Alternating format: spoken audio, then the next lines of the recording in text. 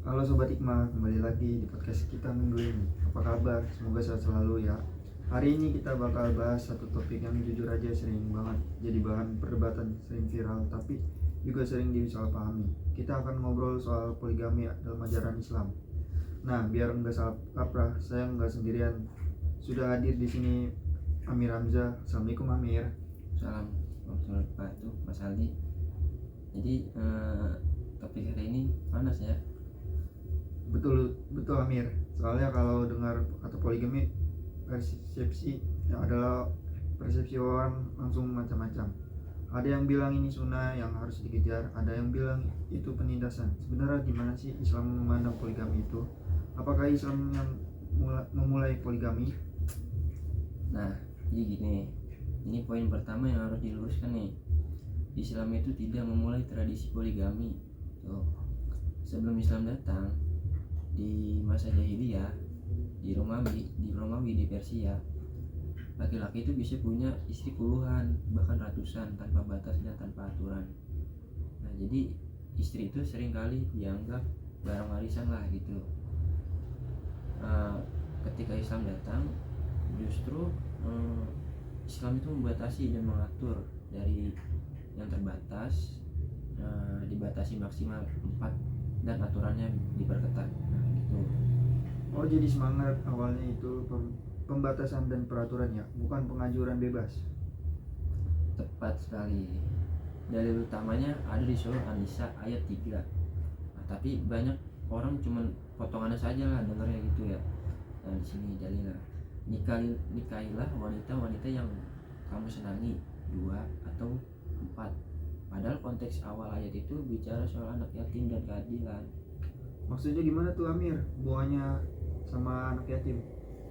Nah, jadi ayat itu turun setelah perang Uhud, di mana banyak sahabat yang gugur tuh, banyak janda, banyak anak yatim.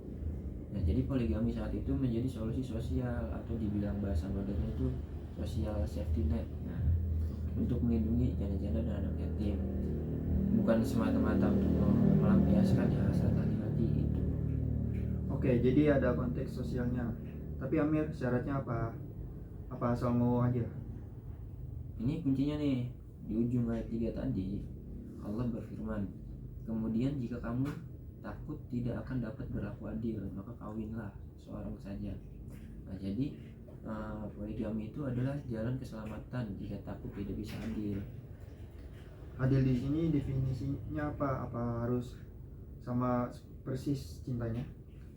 Nah, di surat An-Nisa ayat 128 Allah menegaskan lagi nih, dan kamu sekali-kali tidak dapat berlaku adil di antara istrimu, walaupun kamu itu sangat ingin berbuat demikian.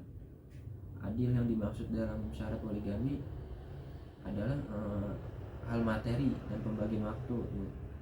Yang pertama nafkah, tempat tinggal, giliran nginap, itu wajib adil.